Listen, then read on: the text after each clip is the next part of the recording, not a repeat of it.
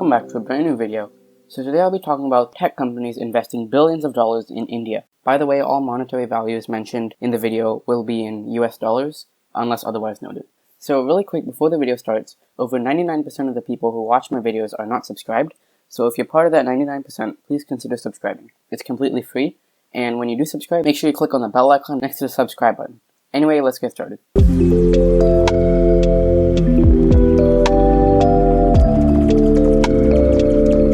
The internet gained a lot of popularity in India in the previous decade, with over 500 million Indians coming online, which is more than the entire population of the US.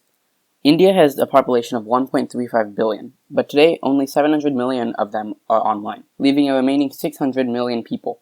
Companies obviously want to take advantage of this untapped market, and that's why a lot of tech companies are investing in India. Another reason is, according to the India Brand Equity Foundation, foreign companies invest in India to take advantage of relatively lower wages, special investment privileges like tax exemptions, etc. For a country where foreign investment is being made, it also means achieving technical know-how and generating employment, end quote. A large portion of investments are going into companies owned by billionaire Mukesh Ambani, the richest man in Asia. He owns Reliance Industries Limited, which has subsidiary companies that do business in industries ranging from natural gas to software and even banking.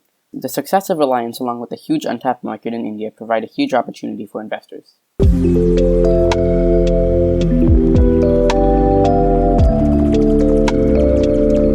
Given the fact that China has a population of nearly 1.4 billion, some may be wondering why companies are focusing so much on India instead. The reasoning behind this can be explained by Mark Lemley, director of Stanford University's program in Law, Science, and Technology, who said, quote, "It is harder and harder to do business with China," end quote. Western countries, including the US and Britain, have had harsh regulations against Chinese companies, especially in the realm of tech. For example, the US government is working towards stopping business with companies that work with Chinese companies such as Huawei. The UK Prime Minister has also banned the use of Huawei's 5G technology. China has also made counter-threats in response to these actions.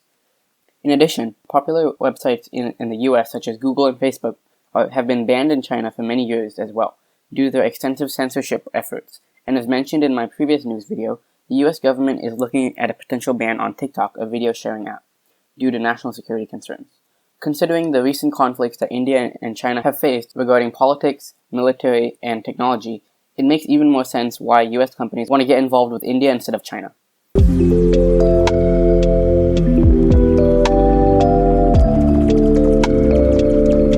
More than 15 companies have invested in the country during the ongoing COVID-19 pandemic. Here are the companies that have invested.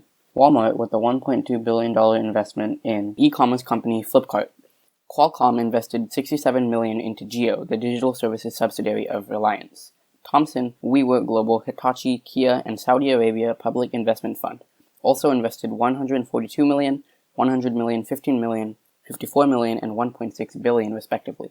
Additionally, Hyundai, Axtria, F5, and Suzuki have revealed plans to expand manufacturing or offices in India.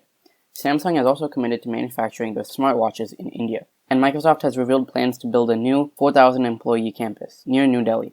Additionally, Mastercard plans to invest $1 billion over the next 5 years. According to Quartz India, this money will be used to establish a transaction processing center in India. The money will also be used to build a services hub to improve services like cybersecurity and data analytics.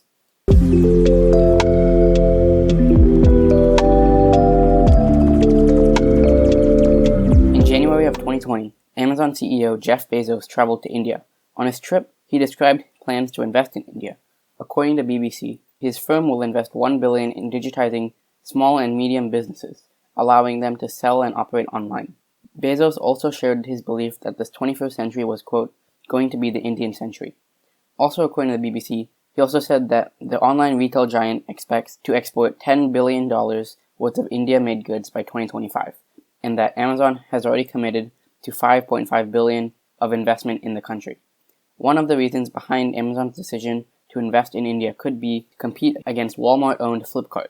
According to this graph from S&P Global, Amazon controls about 31.2% of Indian e-commerce market, which is just below Flipkart's 31.9%. Amazon obviously would want to increase their control of this developing Indian market. It's also worth noting that a new competitor has emerged in the Indian e-commerce market, Reliance-owned Geomart. Additionally, a major packaging and inspecting company that works with Amazon, SGS, committed to opening a lab in India.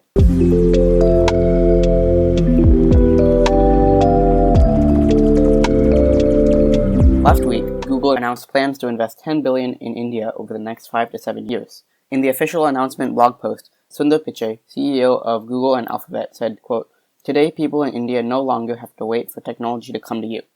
A whole new generation of technologies are happening in India first." He then continued to outline the investment plan. Quote, "Today I'm excited to announce the Google for India Digitization Fund.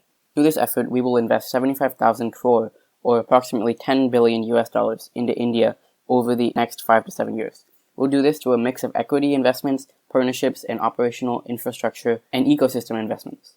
This is a reflection of our confidence in the future of India and its digital economy. Investments will focus on 4 areas important to India's digitization.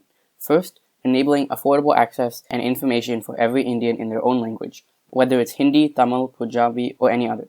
Second, building new projects and services that are deeply relevant to India's unique needs. Third, empowering businesses as they continue to embark on their digital transformation. Fourth, leveraging technology and AI for social good in areas like health, education, and agriculture." End quote. Google invested $4.5 billion in Geoplatforms, although it's unclear whether or not that's part of the $10 billion commitment or not.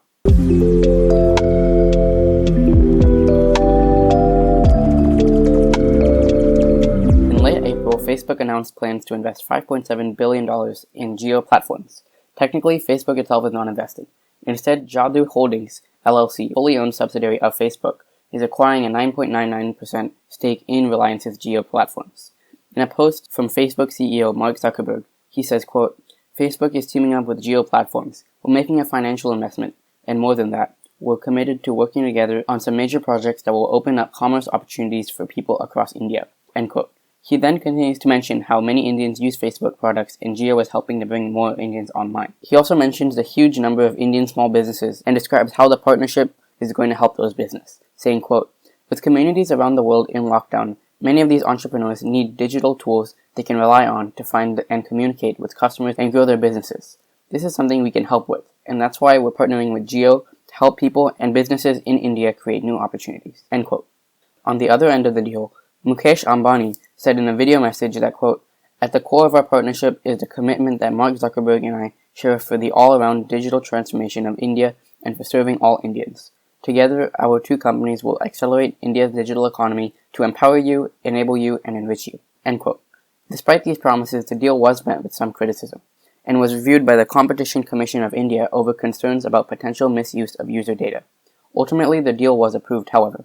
That said, another possible benefit for Facebook comes from the fact that Mukesh Ambani is an ally of the Indian Prime Minister, Narendra Modi. This could lead to Facebook having a better relationship with the Indian government, which is something they would value since the government has blocked some of Facebook's services in the past.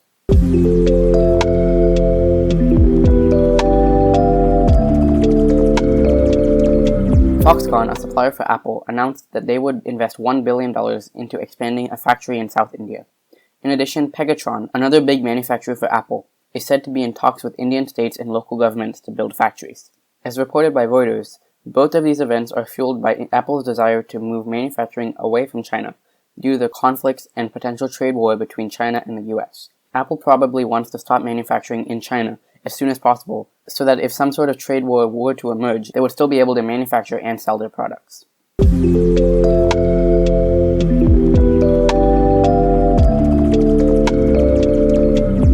Confused about the continuous mention of Geoplatforms in this video. Geoplatforms is the digital services subsidiary of Reliance and has gotten an investment from many companies. When looking at the numbers from the Facebook investment deal, it is clear how successful Geoplatforms is. The deal was valuing the company at a pre-money valuation of almost $66 billion.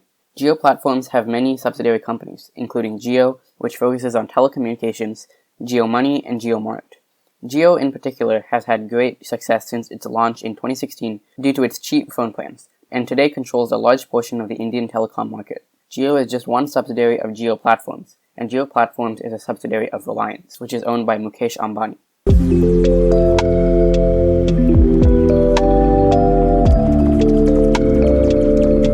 Note that this is just my opinion, but I think that India is going to emerge as a huge superpower in the coming years. The country has a huge population, but only around 50% is online. That means there's hundreds of millions still to come. This is a huge opportunity for businesses and investors alike, and American companies, especially those from Silicon Valley, notice this, which is why they are pouring billions of dollars in investments into the country. So that's my take on the situation of companies investing in India. I hope you enjoyed the video. If you did, please consider subscribing to the channel. Anyway, thank you for watching, and I'll see you in the next video.